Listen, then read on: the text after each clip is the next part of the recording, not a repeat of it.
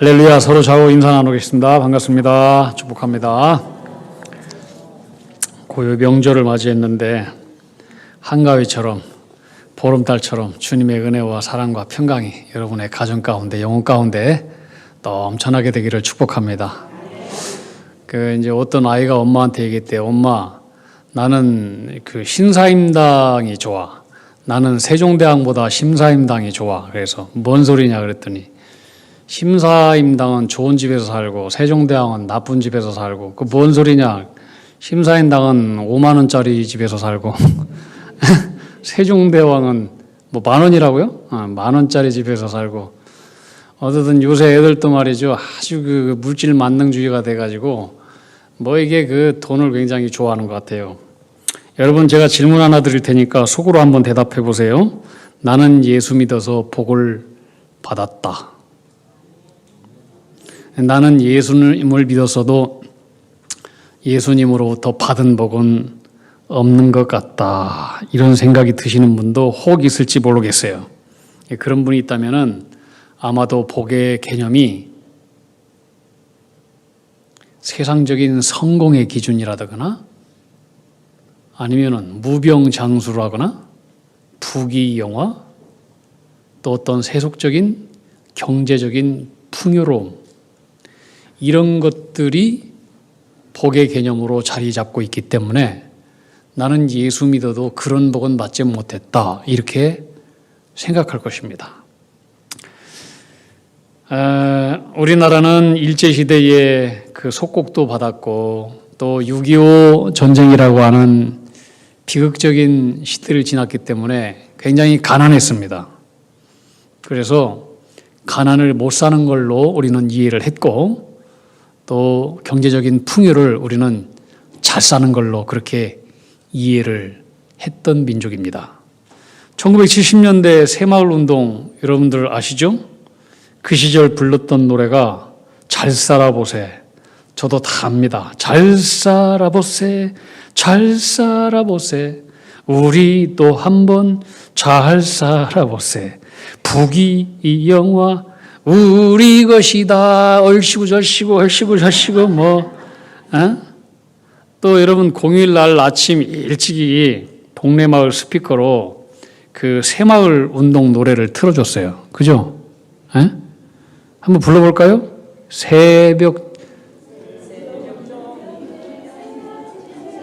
잘하시네. 거기까지. 네. 새벽종이 울렸네. 요새는 새벽종 울리면 다 민원 들어가요. 새벽종 울린 것은 그 당시에는 교회밖에 없거든. 예배당 종소리. 그죠? 박정희 대통령이 어떤 그런 믿음이 있었나 모르겠어. 새벽종이 울렸네. 새 아침이 밝았네. 너도 나도 일어나 새 마을을 가꾸세. 2절 초가집도 없애고 마을길도 넓히고 푸른 동산 만들어 알뜰살뜰 다듬세. 3절 서로 도와서 땀 흘려서 일하고 소득증대에 힘써서 부자마을 만들세. 또 뭐죠? 살기 좋은 내 마을 우리 힘으로 가꾸세. 이런 노래였어요. 여러분 잘 알죠? 그 당시 우리 국민이 잘 산다는 개념이 이 노래만 보아도 초가집 없애고 마을길을 넓히고 또 소득증대 일으켜서 부자마을 만드는 거 이것을 잘 사는 걸로 그렇게 생각을 했어요. 근데 요즘은 그 개념이 완전히 바뀐 것은 아니지만은 잘 산다는 개념이 이게 조금 변화가 됐어요. 2000년대에 굉장히 아주 열풍처럼 거의 광기 수준으로 유행했던 단어가 있는데 그 단어가 영어 단어였습니다. 웰빙. 많이 들어봤죠? 웰빙. 그래서 이것은 우리 인간이 이제 먹고 살만하다는 거예요. 옛날에 비해서 많이 경제적으로 풍요해졌고 근데 단지 먹는 것이라고 다 먹는 것이 아니에요. 음식이라고 해서 다 음식이 아니에요. 좋은 음식 먹어야 되고 유기농, 무농약 그리고 살 안 찌는 거 이런 것들을 사람들은 추구했고 복지 또 마음의 건강, 행복, 육체의 건강 이것을 다 추구했습니다. 그게 웰빙이라고 웰빙. 그래서 어디 가나 다 웰봉이라고 하는 이름을 다 갖다 붙였어요. 뭐 상품에도 뭐 다 웰빙, 뭐 광고, 선전 다 웰빙이에요. 다 웰빙. 응? 담배까지도 웰빙 담배 나온 걸 봤어요. 근데 여러분, 복지가 좋아지고 몸이 편하고 좋은 음식 먹고 그렇다고 해서 우리가 잘 사는 것입니까? 우리나라는 우리 현재 수준이 과거보다 수백 배 더 좋아졌어요. 그렇지만 OECD 국가 중에 자살률, 부동의 20년 동안 변하지 않는 거예요. 세계 1위예요. 세계 1위. 뭘 얘기하느냐? 물질적인 풍요와 복지가 잘 사는 것의 기준은 아니다라고 하는 것을 증명하고 있는 거예요. 사람은 물질적인 풍요를 넘어서 또 뭐가 있어야 행복하냐? 관계가 좋아야 돼요. 관계. 주변 사람과의 관계, 이웃과의 관계, 가족과의 관계, 자녀와 또 부부간의 관계. 이 관계가 좋아야 행복할 수 있어요. 뿐만 아니라 자기 자신과의 관계도 좋아야 돼요. 자기 자신을 인정하고 존중하고 사랑하고 받아주고 나 괜찮은 사람이지 이렇게 자신감을 가지고 열등감을 가지고 나는 왜 이래 하면서 자꾸 자기를 쭈그러뜨리면은 이게 행복하지 못해요. 그리고 우리가 살아가면서 모든 사이 관계망 속에서 모든 관계가 좋아야 돼. 교회 안에서 성도끼리 좋아야 되고 관계가 국가와의 관계도 좋아야 되고 또 내가 살아가는 모든 자연 환경과도 관계가 좋아야 조화로운 관계를 이뤘을 때에 그게 사람들은 안정감이 있고 행복할 수 있어요. 그런데 그것만 가지고는 인간의 행복은 불가능해요. 인간은 하나님의 형상으로 지음받은 영적인 존재이고 우리는 하나님께서 지음받은 피조물이에요. 피조물이라고 하는 것은 자기 스스로 살지 못한다는 거예요. 받아야 사는 거예요. 받아야.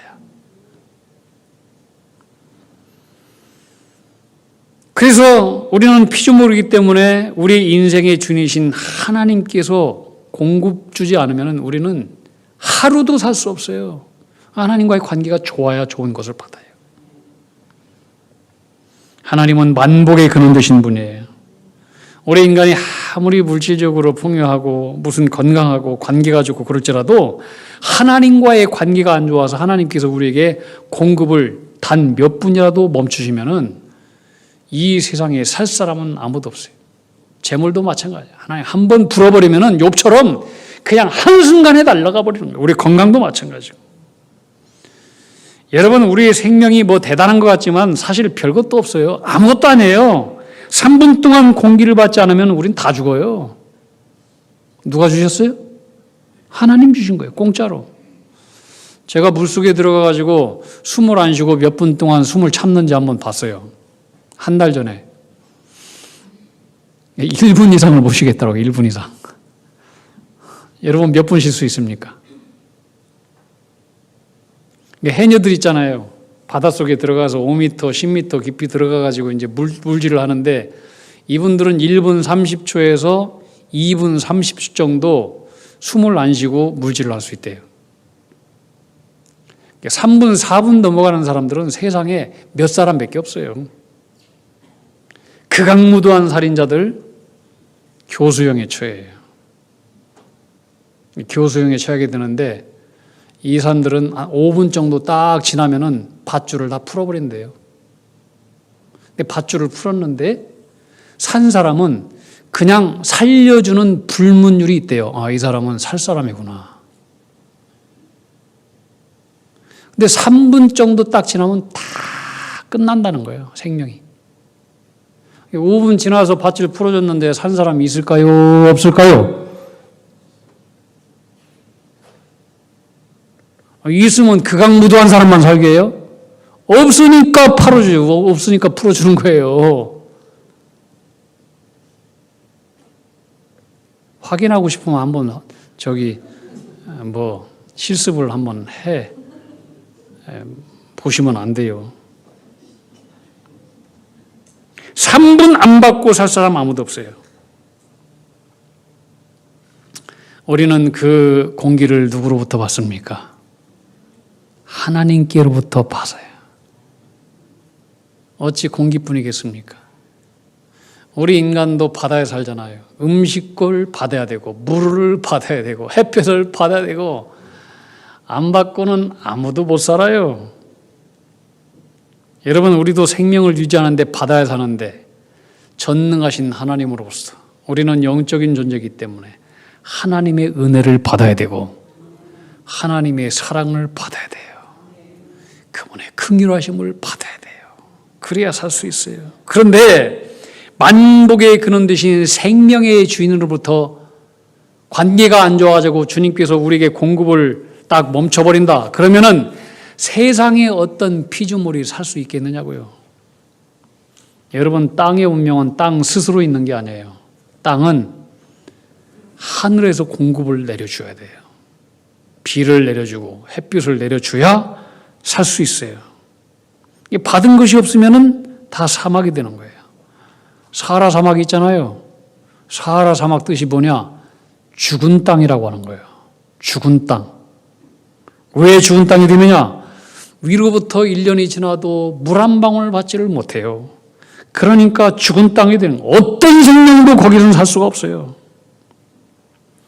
어떤 땅이라도 받지 않으면 죽어버린 땅이 되듯이 사람도 마찬가지예요. 하나님으로부터 우리는 피조물인데 하나님의 은혜와 사랑을, 생명을 받지 않으면 누구나 다 살 수 있는 사람은 아무도 없어요. 다 불행해져요. 다 지옥의 삶을 사는 거예요. 그러나 완전히 죽어버린 사하라 사막이라도 물을 조금 받으면 생명이 살아나요. 모래 땅이라고 해서 죽은 땅은 아니에요. 물을 받으면 살아요. 물을 더 풍성히 받으면 옥토가 되는 거예요. 옥토라고 하는 뜻은 다른 뜻이 아니에요. 물을 충분히 받았다. 이게 옥토란 뜻이에요. 하나도 안 받았다. 이건 사막이 되는 거예요. 조금 받았다. 이건 박토. 마찬가지로 아무것도 못 받아 죽어버린 심령이라고 할지라도 하나님으로부터 은혜와 사랑을 충분히 받으면 우리의 영혼도 생명도 인생도 옥토가 되고 윤택해지고 거기로부터 비로소 30배, 60배, 100배의 결실을 맺게 될 수 있는 거예요.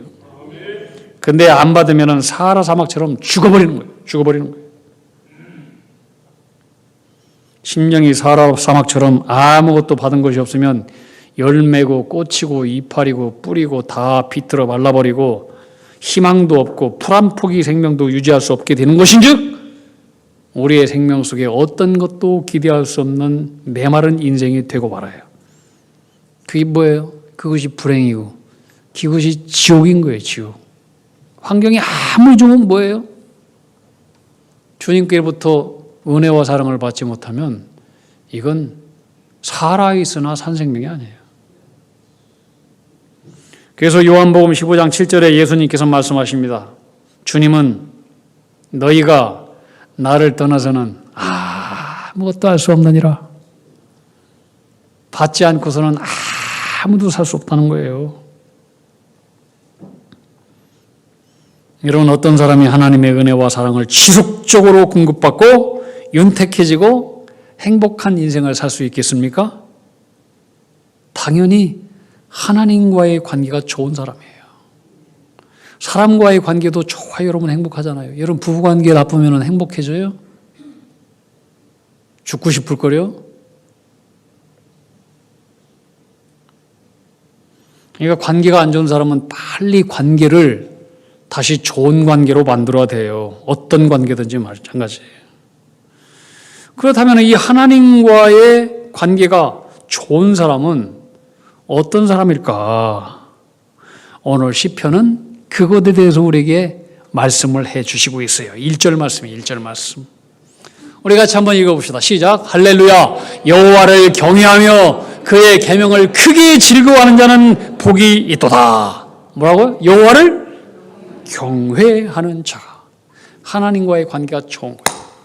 경외는 뭐냐? 두려움이에요. 하나님을 두려워하고 무서워하고 공포심을 느끼라. 그게 아니에요. 두려움이라고 하는 것은 하나님을 사랑하는 거예요. 경외라고 하는 것은 한마디로 얘기하면 따라합시다. 하나님 앞에서. 그게 경외예요. 하나님 앞에서.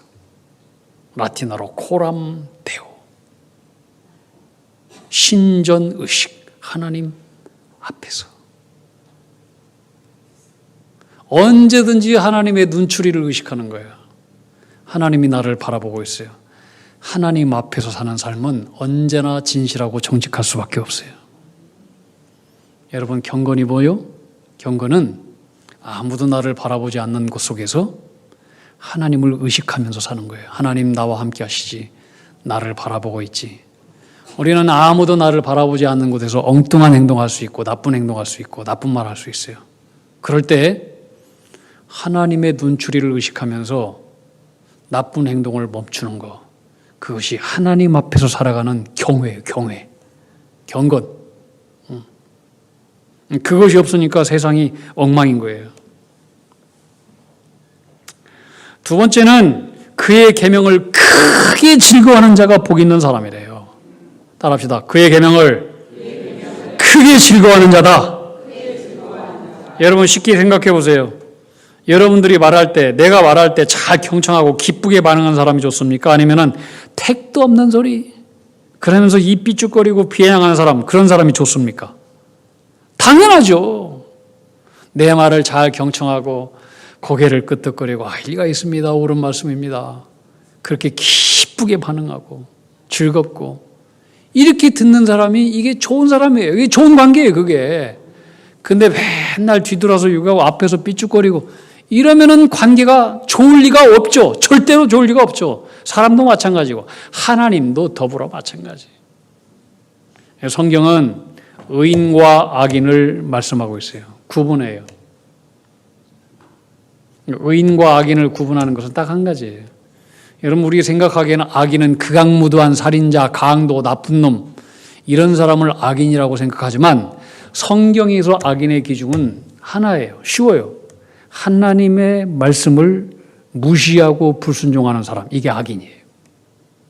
의인은 뭐냐? 뭐 특별한 일을 해서 의인이 아니에요. 하나님의 말씀을 즐거워하고 사랑하는 사람, 하나님 말씀을 늘 가까이 하고 묵상하고 되새김질하고 말씀 속에 퐁당 빠져서 그 말씀을 행복해하고 그 길로 행하는 사람이 의인이라고 하는 거예요. 내 악인은 심판을 견디지 못한대요. 바람에 나는 겨와 같대요. 싹 쓸려버린대요. 어느 순간에. 그런데 의인은 물가에 심겨진 나무 같대요. 감흥이 없어요. 사시사철. 시절을 쫓아 과실을 맺는데요. 잎사귀가 마르지 않는데요. 그래서 그 행사가 형통하대요. 어떤 사람이? 하나님의 말씀을 크게 즐거워하는 사람. 하나님의 말씀을 사랑하고 주의 말씀을 좋아하고 주의 말씀을 가까이 하고 그 말씀의 도대로 행하고, 이 사람이 의인이라고 하는 거예요. 형통하대요. 형통하대요. 저는 여러분들이 그런 사람이 되기를 축복합니다. 여러분, 하나님 말씀 가운데 가장 귀한 말씀이 뭐예요? 하나님이 나를 사랑한다. 이 말씀 아니에요? 하나님이 나를 사랑한다. 하나님이 나를 사랑한다. 그 사랑을 알고 그 사랑에 응답하며 사는 것이 행복의 길이고 복받는 길이에요. 저는 어느 날 창세기 1장을 읽다가 전혀 못 느꼈었는데, 창세기 1장 하나님의 천지 창조 과정이 나오잖아요. 그걸 보면서 하나님의 큰 사랑을 깨닫게 된 적이 있어요. 두 가지 깨달았어요. 첫째는요, 하나님은 우리 인간을 가장 늦게 창조하셨다는 사실에 대해서 저는 은혜를 깨달았어요. 하나님의 사랑을. 여러분, 우리 인간은 하나님께서 이 세상 누구보다도 가장 귀하고 존귀하게 만들었고 가장 사랑하는 대상이 우리 인간이라고 하는 존재입니다. 그런데 하나님은 우리 인간을 사랑한다라고 하는 이유 하나만으로 세상을 창조할 때 가장 먼저 창조하지 않았습니다. 우리는 사람을 가장 사랑하니까 가장 먼저 만들어야 될 것 같은데, 하나님은 그게 아니에요. 사랑하기 때문에 가장 늦게 만들었어요. 가장 늦게 만들었어요. 하나님 사랑하기 때문에 우리를 가장 먼저 만들어 놨다. 그러면 우리는 이 세상에 어떤 것도 준비되지 않은 그 무질서, 혼돈, 어두움, 추움, 고독함, 배고픔, 혼동, 카오스 속에서 굉장히 무섭게 떨어야 됐을 거예요. 그죠? 근데 하나님은 6일 동안, 5일 동안 다 모든 것들을 갖춰 놓으시고 그 다음에 마지막 날 우리 인간을 하나님께서 창조해 놨어요. 다 준비해 놓고. 저는 여기서 뭘 깨달았냐면은 여러분 우리가 기도할 때 하나님 빨리 응답해 주세요. 빨리 주세요. 이 빨리 주는 게 복이 아니라고 하는 거예요. 늦게 주는 것이 복인 줄 믿으시기 바랍니다. 늦은 응답이 때로는 가장 하나님께서 완전한 준비를 해놓고 주시는 복인 줄 알아야 돼요. 요셉 보세요. 하나님 얼마나 사랑했던 아들이에요. 근데 요셉이 사랑한다고, 하나님 사랑한다고 바로 그를 높여주거나 복주지 않잖아요. 바로 꺼내지 않아요. 13년 동안 고생하고 뒤늦게 꿈을 이루어주잖아요. 완벽하게 준비를 시켜놓고. 그걸 알아야 돼요. 두 번째는 제가 창세기 1장을 읽다가 발견한 하나님의 사랑은 하나님께서 세상을 창조하시고 7일 때 쉬셨다고 하는 거예요. 사실 전능하신 하나님은 쉼이 필요가 없는 분이에요. 그런데 하나님께서 7일째 쉬셨다. 이것은 하나님도 이 창조가 하나님께서 쉬셔야 될 정도로 온 정성과 최선을 다해서 창조하셨다라고 하는 거예요. 그렇다면 하나님의 창조의 목적은 무엇입니까? 하나님께서 왜 세상을 창조했어요? 왜요? 말할 것도 없이 사람 때문이에요. 사람 때문에. 하나님께서 세상을 창조하신 목적은 자신을 위해서가 아니라 우리 인간을 행복하게 하시기 위해서 창조하신 거예요. 하나님께서 세상 모든 만물을 최선을 다해서 창조하신 다음에 그 다음에 사람에게 천지 만물을 선물로 주면서 다 너 주려고 만들었어. 다 누려 복되어라. 이렇게 선물로 주신 거예요. 여러분 우리가 어떤 존재이냐? 하나님의 우주 만물 천지 창조를 선물로 받은 존귀한 존재라고 하는 사실을 아셔야 돼요. 어디 그뿐입니까? 우리는 그 사랑을 저버리고 떠났잖아요. 죄를 저지르고 마귀의 자식이 되어서. 그런데 그런 우리를 죄에서 구원하시기 위해서 우리 하나님은 당신의 독생자를 우리에게 보내주셨어요. 요한복음 3장 16절 보면은 복음의 요약이라고 하지 않습니까? 16절, 17절 제가 읽겠습니다. 하나님이 세상을 이처럼 사랑하사 독생자를 주셨으니 이는 저를 믿는 자마다 멸망치 않고 영생을 얻게 하려 하심이니라. 하나님이 그 아들을 세상에 보내신 것은 세상을 심판하려 하심이 아니요 그로 말미암아 세상이 구원을 받게 하려 하심이니라. 우리를 사랑하사 구하시려고 당신의 독생자까지 아낌없이 내어주신 거예요. 그분이 하나님이에요. 1998년도인가 약속이라고 하는 영화 나왔었어요.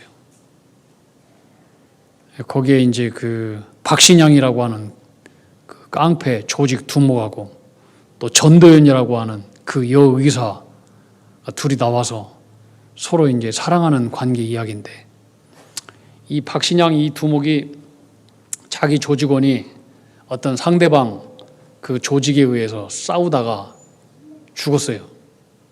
이 박신양 두목이 자기 부하의 죽음을 원수를 갚기 위해서 이제는 상대방 두목과 조직원들과 싸우다가 상대방 조직의 두목을 죽였어요.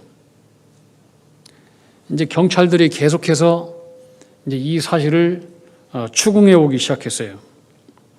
그때 그 부하 중에 한 사람이 자기 스스로 자진해서 두목 박신양의 죄를 되집어쓰고 경찰에 잡혀가요. 그리고 사람을 죽였으니까 사형 선고를 받게 됩니다. 자, 이 박신양이 옥살이를 하는 부하를 면회 갔는데 부하가 이렇게 얘기를 해요. 사장님은 저에게 무엇을 주어도 아깝지 않다고 하셨습니다. 저도 사장님께 무엇을 주어도 아깝지 않습니다. 그러면서 반듯하게 무릎을 꿇고 큰 절을 했어요. 나 이렇게 죽어도 좋다는 거예요. 눈물이 핑 돌았어요. 그 영화의 마지막 장면은 더 감동적이에요. 두목 박신양이 부하를 살리기 위해서 자기가 행한 모든 범죄 증거 자료들을 스스로 다 가방에 챙겨가지고 자수하러 경찰서로 가요. 그 모습을 보면서 가슴이 뜨거워지고 눈물이 났어요. 여러분 생각해 보세요.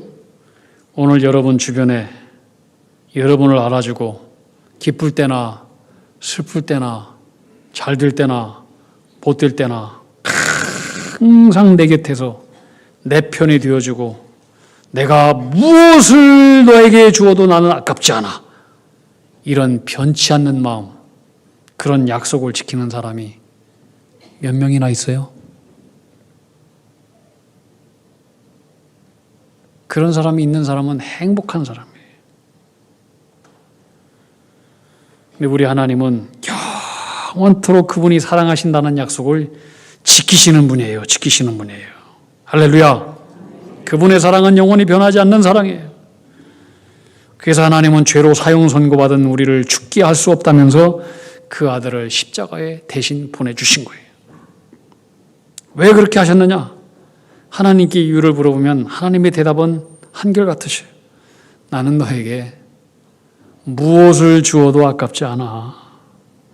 나는 너를 위해서라면 무엇을 주어도 아깝지 않아. 그게 내 독생자 예수라도. 여러분, 그게 하나님의 본심이에요.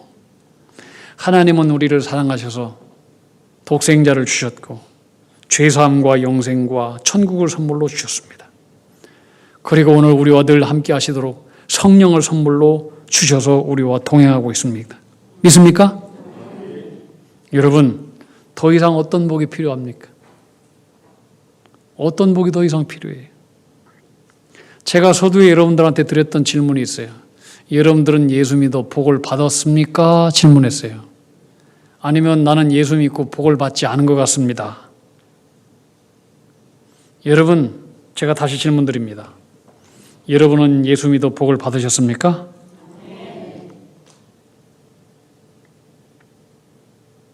정말 복을 받으셨습니까?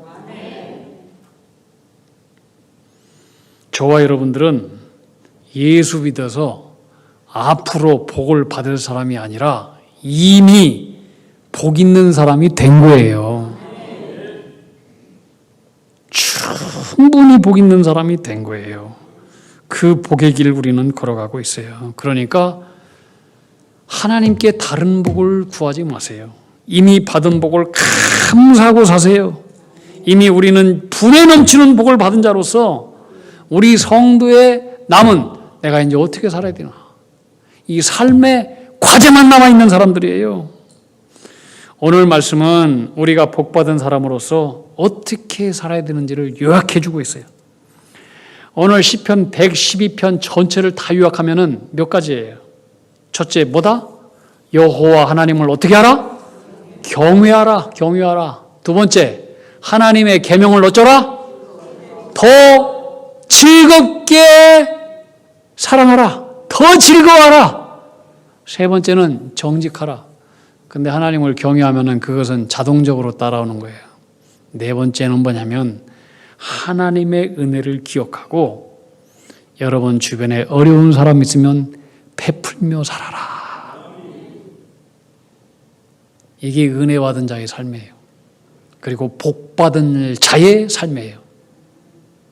그럴 때 하나님은 거기서 끝내는 게 아니고 더 큰 복을 준대요. 그래서 2절에 보면은 후순들이 땅에서 더욱 강성해질 것이다.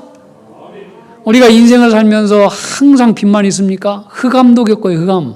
어려울 때도 있어요. 캄캄한 밤중에. 그런데 그때도 하나님께서 빛 빛이 되신 하나님께서 우리에게 나타나 주셔서 흑암 중에 은혜의 빛을 주시고 쓰러지고 캄캄한 넘어진 우리를 다시 일으켜 주신다라고 하는 거예요.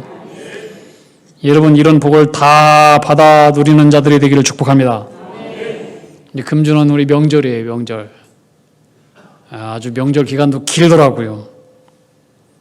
부모, 형제, 가족들을 만나게 될 거예요. 자식들도 만나게 될 것이고, 우리는 이미 하나님의 큰 복을 받은 사람인 것을 기억하면서 복 받은 자로서 행동하는 아름다운 명절이 되기를 축복합니다.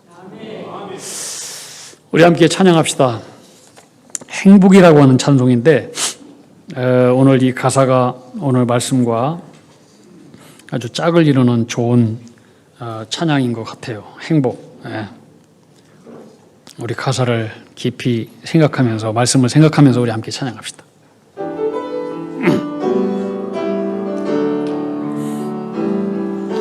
화려하지 않아도 정결하게 사는 삶, 가진 것이 적어도 감사하며 우리는 이미 충분히 은혜를 받았어요.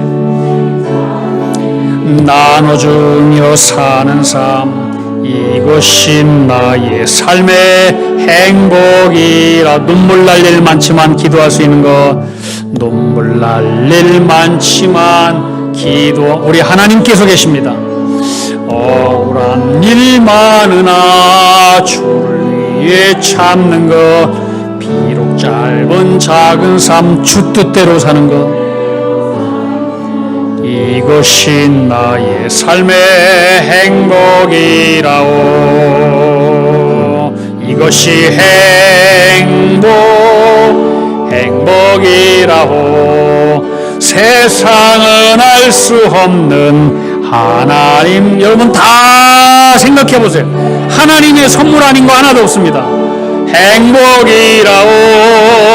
하나님의 자녀로 살아가는 것, 이것이 행복이라오. 다시 한번, 이것이 행복이라오. 이것이 행복이라오.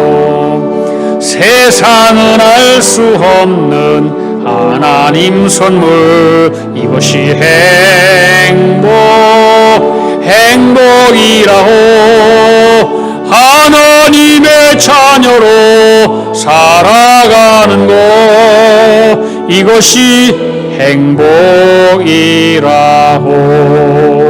행복이라오. 아멘. 하나님 아버지, 우리는 이미 충분히 분에 넘치는 하나님의 은혜와 복 속에 살아가고 있는 자들입니다. 깨닫게 하여 주시옵소서. 하나님께 다른 복을 기다리지 말고 구하지 말고 이미 받은 복을 크게 감사하며 더욱 하나님을 경외하며 그분의 말씀을 크게 즐거워하고 받은 은혜 기억하며 주변에 어려운 자 있으면은 베풀며 살아가는 복받은 자의 삶을 잘 살아 이 땅 위에서 하나님께 영광 돌리는 믿음의 종들로 승승장구하고 더 큰 복을 받아 더 크게 하나님 영광 돌리는 하나님의 사람으로 복을 내려 주시옵소서. 예수님 이름으로 기도하옵나이다. 아멘.